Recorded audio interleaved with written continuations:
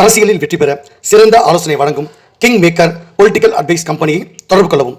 தொடர்பு கொள்ள வேண்டிய முகவரி number 10A/9 Mudichur road, old Perungalathur, Chennai 6,63,000. Proprietor S. Joshua Solomon.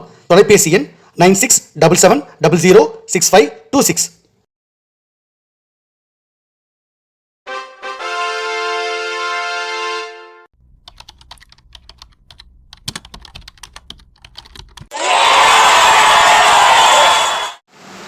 உலகத் தமிழ் ரசிகர்கள் அத்தனை பேருக்கும் என்னுடைய பணிவான வணக்கம். நான் செந்தில்குமார். இந்த பதிவு நான் பார்க்க போகிறது நயினார் நாகேந்திரன் அவர்கள், பாஜகவுடைய தலைவர். அதுக்கப்புறம் பாஜக முன்னாள் தலைவர் அண்ணாமலை. இந்த ரெண்டு பேரையுமே மோடி அவர்கள் பதவியை தூக்கிட்டார். ரொம்ப முக்கியமான விஷயம். நான் ஏற்கனவே ரிப்போர்ட் கொடுத்துருந்தேன். நேற்று நடந்த கூத்தில் எல்லாம் ஒருத்தர் போட்டு கொடுத்துட்டாங்க. அண்ணாமலையை நயினார் போட்டு கொடுத்துட்டாரு. நயினார் அவர் டிடிவி தினகரன் போட்டு கொடுத்துட்டார். டிடிவி தினகரன் என்ன பண்ணார் அப்படின்றத இதுக்கெல்லாம் பின்னாடி நயினார் இருக்கார். அப்புறம் டிடிவி தினகரன் சரியாக ஹேண்டில் பண்ணல அப்படின்னு நான் ரெண்டு பக்கமும் நான் லெட்டர் கொடுத்துருந்தேன். அவங்களுக்கு ரெண்டாக மீட் பண்ணி சரியாக கூட்டணி ஒருங்கிணைக்கிறதுக்காக. ஆனால் இந்த ரெண்டு தரப்புலையும் இவங்களுடைய சுயநலத்துக்காக, இவங்களுடைய என்ன பண்ணுறது, அவங்க சுயநலத்துக்காக ரெண்டு பேருமே அரசியல் விளையாட்டு விளையாடி எடப்பாடிக்கு ஆதரவாக நயினாரும், அண்ணாமலைக்கு ஆதரவாக டிடிவி தினகரனும் ஒன்றா சேர்ந்துக்கிட்டு இந்த கூட்டணியை அவங்களே உடைச்சிட்டாங்க. ஸோ இதனால் என்ன பிரச்சனைன்னா, பிஜேபிக்கு இங்கே கூட்டணி தமிழ்நாட்டில் அமைக்கவே முடியல. மோடி அவர்களும் அமித்ஷா அவர்களுக்கும் இந்த தமிழ்நாட்டில் என்ன நடக்குதுன்னு தெரியல. முதல்ல அவங்களுக்கு மொழி பிரச்சனை. ரெண்டாவது, இங்கே சரியான ஒரு தேர்தல் பொறுப்பாளரை தமிழ்நாட்டில் நல்ல தமிழக அரசியல் பற்றி நல்லா தெரிஞ்ச ஒருத்தர் மேலிட பொறுப்பாளராக தமிழ்நாட்டில் தேர்தல் மேலிட பொறுப்பாளராக நியமிக்கணும். அது மட்டும் இல்லை, கூட்டணி அமைக்கிற விஷயத்தில் இங்கே தமிழ்நாட்டை சேர்ந்தவங்களுக்கு ஒரு அதிகாரத்தை கொடுக்கணும். அது மட்டும் இல்லை, எடப்பாடி அவர்கள் கேட்டுக்கொண்டதுக்கு இணங்க அண்ணாமலையை மாற்றிட்டு அந்த சமயத்தில் ஒரு தலைவராக தமிழக பாஜகவுக்கு எடப்பாடி கேட்ட ஒரு நபரையே போட்டது மோடி அவர்கள் செய்த மிகப்பெரிய வரலாற்று பிழை. அதை அவர் செஞ்சே இருக்கக்கூடாது. நம்ம சித்தாந்தத்தில், நம்ம கொள்கையில் ஊறிய நிறைய பேர் நம்ம கட்சியில் நிறைய பேர் தலைவர்கள் இருக்காங்க. நமக்கான பஞ்சமா தலைவர்களுக்கு. அப்படி இருக்கும்போது ஒரு நல்ல தலைவர் நம்ம கட்சியிலேருந்து போட்டிருக்கலாம். எடப்பாடி அவர்கள் கோரிக்கைக்கு இணங்க அண்ணாமலையை மாற்றினது கரெக்டு கூட்டணிக்காக. ஆனால் எடப்பாடியே கேட்ட ஒரு தலைவரை, அவருக்கு வேண்டிய ஒரு தலைவரன்னு நீங்கள் நயினார் நாகேந்திரன் போட்டது மிகப்பெரிய ஒரு என்ன சொல்கிறது, முட்டாள்தனம் நான் சொல்லுவேன். இது கொஞ்சம் கடினமான வார்த்தையாக இருந்தாலும் இதை பயன்படுத்தியே ஆக வேண்டிய கட்டாயம். ஏன்னா மோடி அவர்களுக்கு யாராச்சும் நம்ம கட்சிக்கு இன்னொருத்தவங்க கேட்பாங்களா? ஒரு படத்தில் கூட இந்த வடிவேல் காமெடி, அர்ஜுன் காமெடி இருக்கும். அதில் நான் ஏட்டையா கூட தான் போவேன்னு அந்த திருடன் சொல்லுவான். டேய், நீ யார் கூட போனாலும் நீ கோர்ட்டுக்கு தாண்டா போவேன். அது இல்லை நான் ஏட்டையா கூட தான் போவேன்னு சொல்லிவிட்டு அவங்க கூட போயிட்டு கடைசியில் அந்த குற்றவாளியை வடிவேல் தவற விட்டுருவார். அப்போ அர்ஜுன் அந்த வடிவேலை அடிப்பான்.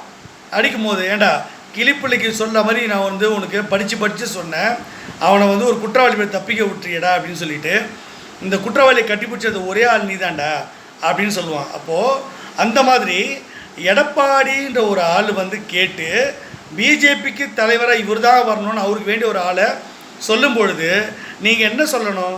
இல்லை அப்படியெல்லாம் கொடுக்க முடியாது, எங்கள் கட்சிக்கு தலைவர் நாங்கள் தான் போடுவோம், அது எங்கள் இஷ்டம், அண்ணாமலையை கூட்டணிக்கு பிரச்சனை பண்ணால் நாங்கள் மாற்றுறோம், அது உங்கள் கோரிக்கையை நாங்கள் ஏற்று செயல்படுறோம், மற்றபடி எங்கள் கட்சிக்கு யார் தலைவர் போகிறதா நீங்கள் சொல்ல முடியாது, சொல்லாதீங்க, உங்கள் கட்சிக்கு யார் தலைவர் நாங்கள் சொல்லட்டுமா?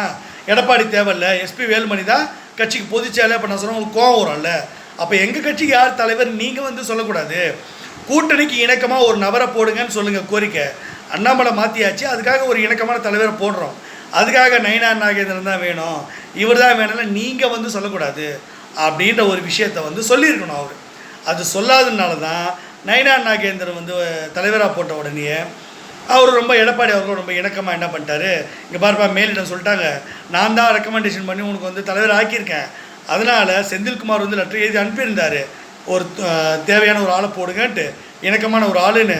நான் எனக்கு இணக்கமான நீ தான் ஒன்று ரெக்கமெண்டேஷன் பண்ணி போட்டிருக்கேன், அதில் நீ எனக்கு தான் கடமைப்பட்டிருக்க, பிஜேபிக்கெல்லாம் நீ வேலை செய்யக்கூடாது, எனக்கு என் மனசு கொண்டாமல் பார்த்துக்க, இந்த இவ்வளோ பணம் வச்சுக்க அப்படின்னு நயினார் காசு கொடுத்துட்டாரு. இப்போ நயினார் என்ன பண்ணுவார்? நயினாருடைய சாய்ஸ் வந்து நயினாரை தேர்ந்தெடுத்தது வந்து நயினாரை தேர்ந்தெடுக்க காரணம் வந்து நான். அதில் வந்து எடப்பாடி வந்து ஸ்ட்ராங்காக ரெக்கமெண்டேஷனு. அப்போ அவர் யாருக்கு வேலை செய்வார்? பிஜேபிக்கு வேலை செய்வாரா, எடப்பாடிக்கு வேலை செய்வாரா? எடப்பாடிக்கு தானே வேலை செய்வார். அதை தான் அவர் பண்ணிகிட்டு இருக்கார். அப்போது எடப்பாடி என்ன சொல்கிறாரு? இந்த மாதிரி கூட்டணிக்கிட்ட எவன் வந்தாலும் சேர்க்காது, இங்கே நான் தான் பெரிய ஆள், எனக்கு போட்டியாக எவனும் வந்துடக்கூடாது, அதனால் கண்டுக்காது, அண்ணாமலை கடைக்கிட்டு தூக்கிடு அப்படின்னு சொல்லிட்டாரு. அப்போ டிடிவி எல்லாம் ஓபிஎஸ் போன்றவர்கள் வந்து வராமல் அவர் பார்த்துக்கிட்டார். இந்த பக்கம் நான் வந்து நயினாருக்கு லெட்டர் கொடுத்தாலும் லெட்டர் வந்து பார்த்துட்டு எந்த நடவடிக்கையும் எடுக்கலை. சரி, இவர் தான் அப்படி பண்ணுறாருன்னு டிடிவி கிட்டே போயிட்டு நம்ம அண்ணாமலையை எப்படியாவது தலைவராக கொண்டு வரலாம், நயினார் வந்து சரியில்லை மாற்றிடுவோம், மாற்றிட்டு அண்ணாமலை தலைவராக கொண்டு வந்துடலான்னு டிடிவி கிட்டே பேசி அண்ணாமலை வந்து டிடிவிக்கு ரொம்ப நெருக்கமாக இருக்கார். அப்போ டிடிவி தினகரனை பார்த்து அவர்கிட்ட லெட்டர் கொடுத்து பேசும்போது அண்ணாமலையை வர வச்சு நம்ம வந்து ஒரு சில விஷயங்களை வியூகத்தை அமைப்போம், அதை நம்ம சொல்லிக் கொடுப்போம்னு பார்த்தா அண்ணாமலை ஒரு தலையிலேயே மண்ணல் போட்டுக்கிட்ட மாதிரி அவர் என்ன பண்ணிட்டாரு? செந்தில் சார் தான் என்னை வந்து கட்சி விட்டு நீக்கினார்.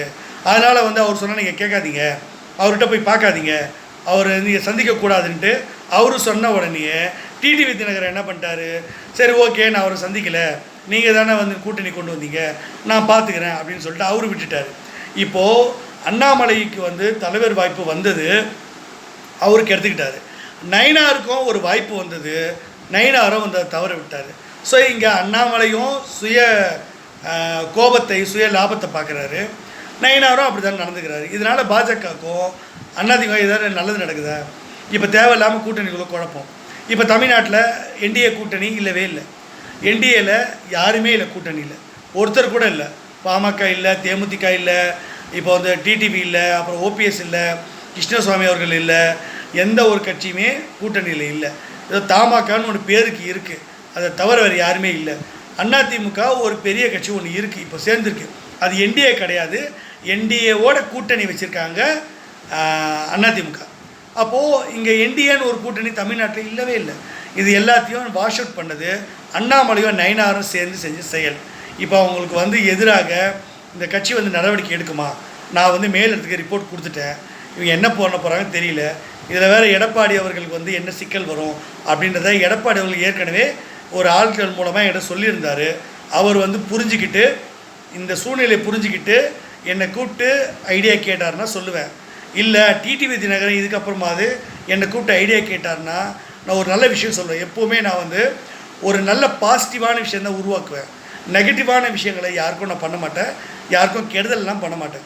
அப்போது எனக்கு அது தெரியும் என்ன பண்ணணும், யார் யாரையும் எப்படி அக்கமடேட் பண்ணணுன்னு.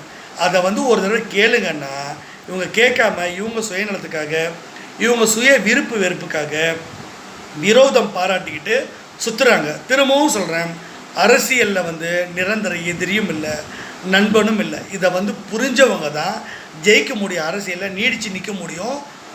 இல்லைன்னா வந்து அவங்க வந்து ஜெயிக்கவே முடியாது. தொட்டதுக்கெல்லாம் விரோதம் பாராட்டுறது, நீ பெரியவனா நான் பெரியவான்னு அப்படி வந்து இணக்கம் இல்லாமல் இருக்கிறது, இதெல்லாம் தப்பு. எதிரணியில் பாருங்கள், திமுக எவ்வளவு பிரச்சனை வந்தாலும் உடனடியாக ஸ்டாலின் அவர்கள் இந்த கூட்டணி கட்சிகளை கூப்பிட்டு உடனடியாக அவர் விசாரிக்கிறாரு, அந்த பிரச்சனைகளை சரி பண்ணிடுறாரு. அதை பார்த்தாவது நீங்கள் பாடம் கற்றுக்கணும்.